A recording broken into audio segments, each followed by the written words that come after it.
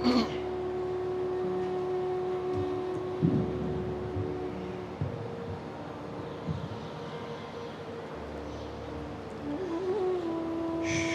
करते हैं उस दो जहान दे पालनहार का नाम लैके, जो सब ते बहुत ही रहमतां और बख्शिशां करने वाला है। अज 11वीं रोज़ का पवित्र दिन है। सो सब तो पहला आई हुई सारी संगत नूं अज दे पवित्र 11वीं रोज़ दियां बहुत बहुत मुबारकां, बहुत बहुत बधाइयां। 11वीं रोज़ का दिन और असी हजूर दे दर ते, उस मालिक दे दर ते अज सारे जी बैठे हैं। तो अज अगर मालिक दे घर च आए हो, हजूर दे दर ते आए हो, तो अज दे सत्संग की शुरुआत असी हजूर दे एक प्यारे, बड़ा हजूर नाल प्यार करने वाले एक मुरीद सी, हजरत सुल्तान बाहू। अज उन्हां दे जीवन के किस्से तो इस सत्संग की शुरुआत करांगे, क्योंकि 11वीं रोज़ का दिन है, हजूर का दिन है। जिस तरह अज तुसीं इस मौसम दे विच, क्योंकि देखो गर्मी तो है पर फिर भी तुसीं प्रेम दे नाल पहुंचे हो। और जिस तरह असीं पहला इशारा किया कि जिन्हां दे दिलां 'च सच्ची मुहब्बत हुंदी है, सच्चा प्यार हुंदा है, फिर उन्हां नूं कोई मौसम, किसी तरह के हालात, किसी तरह की कोई शय उन्होंने फिर अपने मालिक के घर तक पहुँचने तो रोक नहीं सकती। जिस तरह सोहनी के अंदर इश्क सी, तो सोहनी ने यह नहीं देखा कि घड़ा कच्चा है या मैनू तैरना नहीं आता। इश्क इन्ना सी महिवाल दे नाल कि उन्हें कहा कि जान जाती चली जाए पर पैर पिछे नहीं देना। जरा समझना, इनू कहते मुहब्बत, इनू कहते प्यार। फिर होया कि ये तो सारे संसार नू पता है कि सोहनी ने चनाव दे विच छाल मारी कच्चे घड़े नू लैके। कच्चा घड़ा सी, इसलिए सोहनी डुब गई। और महिवाल ने जदों सोहनी नू देखिया डुबदे ना, तो उहदे अंदर भी ऐसा इश्क सी कि वह भी फिर चनाव दे विच उहने भी छाल मार दी। सो उन्होंने इश्क की गल तो की पता लगता है, उन्होंने इश्क की साखी तो की पता लगता है कि प्रेम होवे तो ऐसा कि जान तो चली जावे पर वो इश्क ना जावे, वो मुहब्बत ना जावे। जिदा बुल्ले शाह की एक बड़ी प्यारी गल असी कई बार कही दी है कि इश्क नहीं डरदा मौत कोलों, भावें सूली चढ़ना पै जावे। यही तो इश्क की गल होंदी है। और अज इश्क की गल तो सत्संग की शुरुआत क्यों कर रहे हैं? क्योंकि अज सारे आशिक ही बैठे हैं। बोलो बैठे हैं कि नहीं? आशिक ही बैठ सकते हैं इदां दे मौसम दे विच अपने मुरशद दे कोल, अपने सतगुर दे कोल या उस मालिक दे कोल। इसलिए अज इश्क की गल करनी है। और इश्क की गल क्यों करनी है? क्योंकि इश्क यानी प्रेम ही वो मार्ग है जो सानू रब तक, परमात्मा प्रभु तक, वो खुदा तक लेके जाता है। और अगर ये जीवन नू संपूर्ण करना है तो जिस तरह दसीदा ना, बहुत जन्म पिछड़े थे माधो जे जन्म तुम्हारे लेखे। अगर ये जन्म नू लेखे लाना है, ये जीवन नू सफल बनाना है, तो कुछ ऐसा करना पड़ेगा कि साडी आत्मा परमात्मा तक पहुंच जाए। क्योंकि फिर ही जीवन लेखे होएगा, फिर ही जीवन सफल होएगा। और जिस मार्ग से चल के असीं अपनी मंजिल नू पाना है, उस मार्ग की समझ होना बहुत ही जरूरी है। उस मार्ग का पता होना बहुत जरूरी है। इसलिए फिर कहांगे कि सोहनी और महिवाल के किस्से तो की पता लगता है कि जिन्हां अंदर सच्ची मुहब्बत हुंदी है, वो किसी भी तरह की परवाह नहीं करते। वो कहते जान भी जाती चली जाए पर यार तो मुख नू मोड़ना नहीं है, पैर नू पिछे नहीं करना, इनू अगे लेके जाना है। और फिर कहांगे कि सोहनी दा इश्क महिवाल दे नाल सी, कच्चा घड़ा सी, इस करके तैरना नू आंदा सी, डुब गई। पर तुसी जिस मालिक नाल इश्क कीता है ना, फिक्र नहीं करनी, ओदे इश्क च पैर अगे रखो, क्योंकि वो तुहानू डुबण नहीं देगा, तो डुबिया नू तारन वाला है। क्योंकि गल तां इश्क दी हुंदी कि लाई कित्थे है असीं। एक बंदा दुनिया नाल लांदा है, समझदे हो कि नहीं? तो कहंदे जिहनू आप तैरना ना आवे ना दूजे डुबदे नू की बचाना है। तो एक लांदा है अपने उस मालिक दे नाल। बोलो समझदे हो कि नहीं? माई रूड़ी दे बेड़े की तो गल तुहानू पता ही है कि 12 साल का डुब्बा बेड़ा हजूर ने तारिया। तो जदों प्रीत ही असीं डुब्बिया नू तारन वाले नाल ला लवांगे, फिर उहदे मार्ग ते पैर रखांगे, तो कदी हो ही नहीं सकता कि साडा बेड़ा या साडी जिंदगी डुब जाए। बल्कि जे साडे जीवन च जे साडे जीवन च कोई मुश्किल होवे भी तो हुण इश्क की गल करनी है तो तुसी इतिहास विच देख लो कि जिन्हां ने भी गुरुआं रहबरां पीरां फकीरां दे नाल इश्क कीता उन्हां नूं हमेशा लाभ ही होया है। होया कि नहीं? जे बुल्ले शाह ने अपने मुर्शद नाल शाह इनायत नाल इश्क कीता तो बुल्ले शाह कित्थों कित्थे पहुंच गए, समझदे हो कि नहीं? तो जे कहंदे कुबजा एक दासी सी, की सी? एक दासी। किहदी दासी सी? कंस दी। पर वो कुबजा नूं जदों कृष्ण नाल प्यार होया तो श्री कृष्ण ने की किरपा कीती, उहदा कुब भी खत्म हो गया, उहनूं कुरूप तो सुंदर भी बना दिता। क्योंकि जदों इंसान प्रेम करदा ना रब दे प्यारिਆਂ नाल फिर इंसान नूं उहदा लाभ भी जरूर हुंदा है। इत्थे सानूं एक बड़ी प्यारी घटना याद आ गई हजरत मुइनुद्दीन चिश्ती दी, जो कि ख्वाजा साहब अजमेर वाले, और जदों अपने मुर्शद दे हुक्म नाल हजूर मुहम्मद साहब दे हुक्म दे नाल, क्योंकि जदों हजरत उस्मान हारूनी उन्हां दे मुर्शद दा नाम सी, की नाम सी? ख्वाजा मुइनुद्दीन चिश्ती जो अजमेर वाले है, उन्होंने मुर्शद का नाम सी उस्मान हारूनी। 21 साल तक हजरत मुइनुद्दीन चिश्ती अपने मुर्शद के कोल रहे, उन्होंने घर च रह के सेवा की, उन्होंने घर च रह के सेवा की, यानी दिन रात अपने मुर्शद के नाल रहिंदे सी 21 साल तक। और एक दिन हजरत उस्मान हारूनी अपने प्यारे सेवक नूं यानी मुइनुद्दीन नूं लैके मदीने गए हजूर मुहम्मद साहब के दरबार च, जिथे उन्हां दी मज़ार है। जदों मदीने गए तो कहंदे उस्मान हारूनी बैठे सी, तो आवाज आई कि उस्मान साडे वास्ते की लैके आया। तो उस वेले उस्मान ने हजरत मुइनुद्दीन दा हाथ पकड़ के अगे करता कि हजूर मैं तुहाडे वास्ते आ शहजादे नूं लैके आया, इहनूं तैयार कीता मैं तुहाडे वास्ते, यानी मेरी सारी मेहनत सारा इलम सारा ज्ञान मैं ये अंदर भरिया है।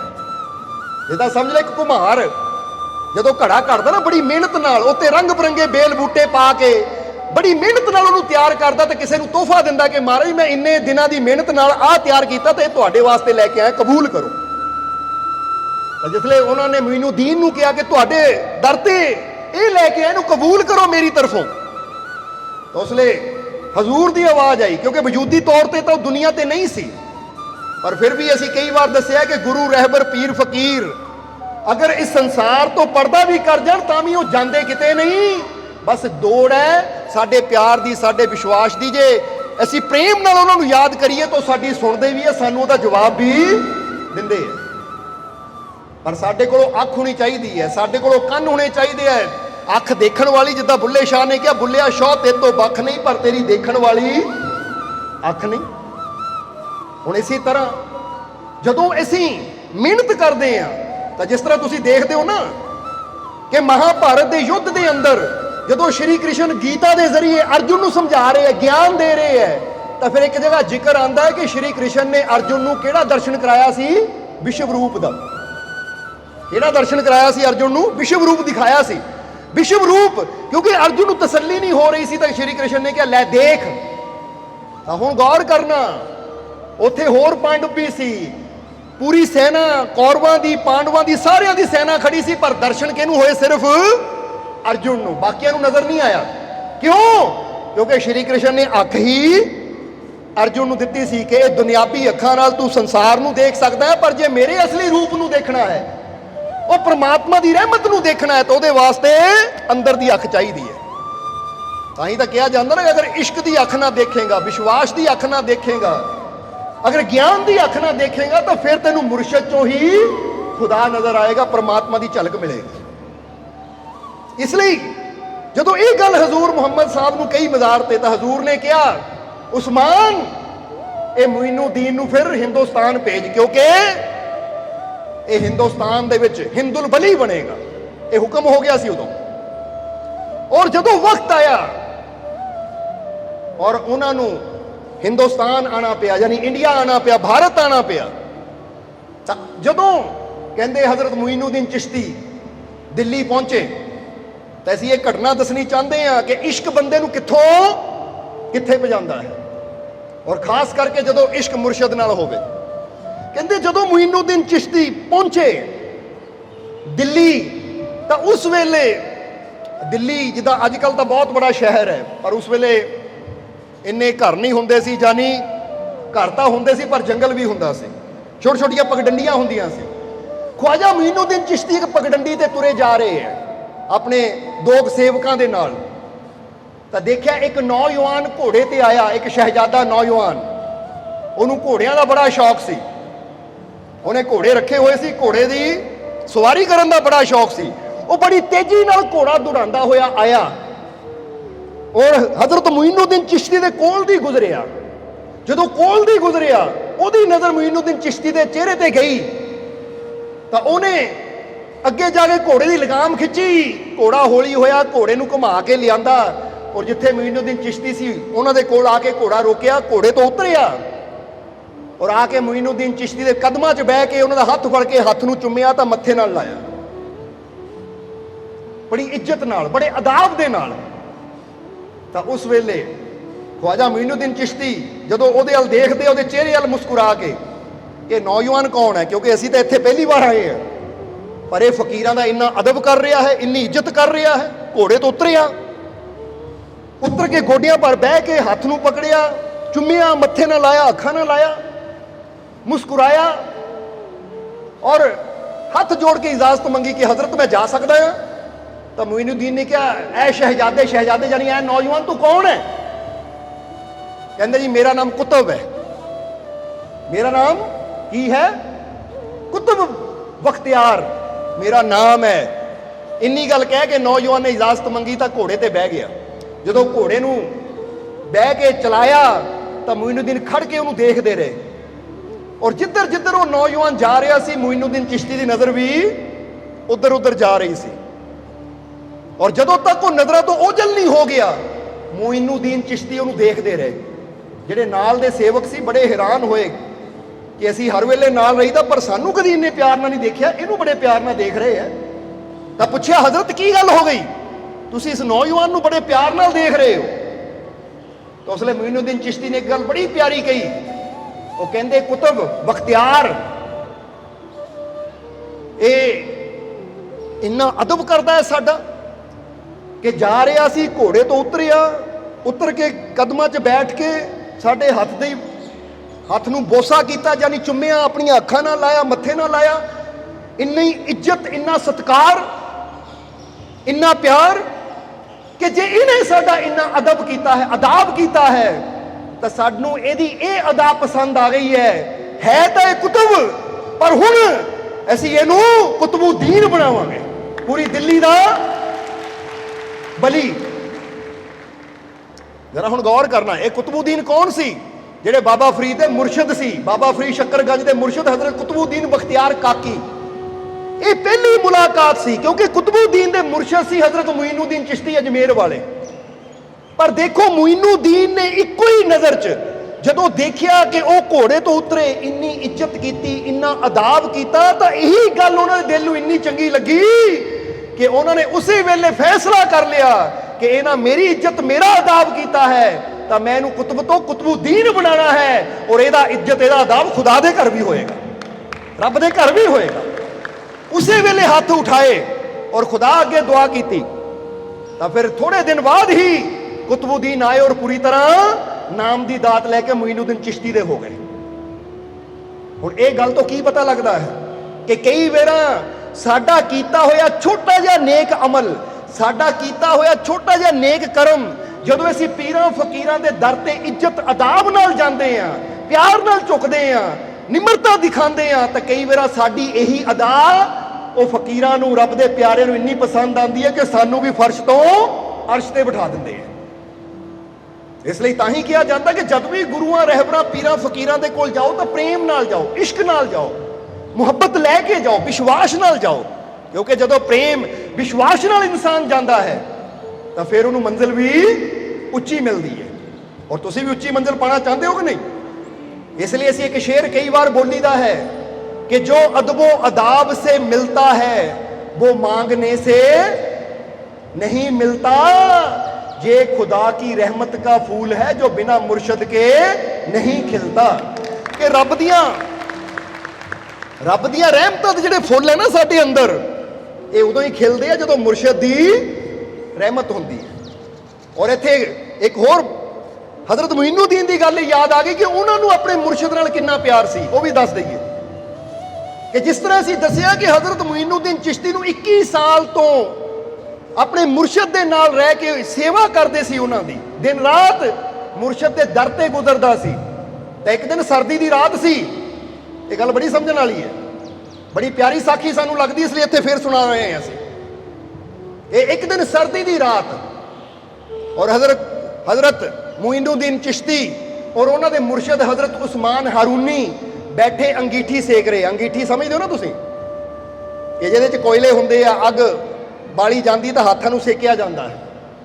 ਹੁਣ ਉਹ ਸਰਦੀ ਦੀ ਰਾਤ ਬਾਹਰ ਬਹਿ ਕੇ ਘਰ ਤੋਂ ਉਹ ਸੇਕ ਰਹੇ ਆ, ਨਾਲੇ ਗੱਲਾਂ ਕਰ ਰਹੇ ਆ ਰੱਬ ਦੀਆਂ। ਹੁਣ ਬੈਠਿਆਂ ਬੈਠਿਆਂ ਜਦੋਂ ਕਾਫੀ ਸਮਾਂ ਹੋ ਗਿਆ ਤਾਂ ਹਜ਼ਰਤ ਉਸਮਾਨ ਹਾਰੂਨੀ ਨੇ ਮੁਈਨੁੱਦੀਨ ਨੂੰ ਕਿਹਾ ਕਿ ਮੁਈਨੁੱਦੀਨ ਅੰਗੀਠੀ ਚੱਕ ਔਰ ਇਹਨੂੰ ਅੰਦਰ ਲਿਆ। ਕੀ ਕਿਹਾ? ਅੰਗੀਠੀ ਉਠਾ ਔਰ ਇਹਨੂੰ ਅੰਦਰ ਲਿਆ। ਹੁਣ ਅੰਦਰ ਬਹਿ ਕੇ ਨਾਲੇ ਗੱਲ ਕਰਦੇ ਆ, ਨਾਲੇ ਅੱਗ ਸੇਕਦੇ ਆ, ਕਿਉਂਕਿ ਰਾਤ ਕਾਫੀ ਹੋ ਗਈ ਹੈ, ਤਰੇਲ ਵੀ ਜ਼ਿਆਦਾ ਗਿਰ ਰਹੀ ਹੈ। ਹੁਣ ਜਦੋਂ ਇੰਨੀ ਗੱਲ ਕਹਿ ਕੇ ਹਜ਼ਰਤ ਉਸਮਾਨ ਉੱਠ ਕੇ ਚਲੇ ਤਾਂ ਮੁਈਨੁੱਦੀਨ ਨੇ ਕਿਹਾ ਮੁਰਸ਼ਿਦ ਦਾ ਹੁਕਮ ਹੈ ਕਿ ਅੰਗੀਠੀ ਚੱਕ ਕੇ ਅੰਦਰ ਲਿਆ। ਉਹਨਾਂ ਨੇ ਫਟਾਫਟ ਅੰਗੀਠੀ ਚੱਕੀ, ਚੱਕ ਕੇ ਸਿਰ ਤੇ ਰੱਖ ਲਈ ਕਿ ਮੁਰਸ਼ਿਦ ਦਾ ਹੁਕਮ ਆਇਆ, ਚੱਕ ਕੇ ਸਿਰ ਤੇ ਰੱਖ ਲਵਾਂ। ਜਦੋਂ ਸਿਰ ਤੇ ਰੱਖੀ ਤੁਰਨ ਲੱਗੇ, ਉਸਮਾਨ ਨੇ ਮੁੜ ਕੇ ਦੇਖਿਆ, ਯਾਨੀ ਮੁਰਸ਼ਿਦ ਨੇ ਮੁੜ ਕੇ ਦੇਖਿਆ ਔਰ ਕਹਿਣ ਲੱਗੇ ਮੁਈਨੁੱਦੀਨ ਇਹ ਕੀ ਕਰ ਰਿਹਾ ਹੈ?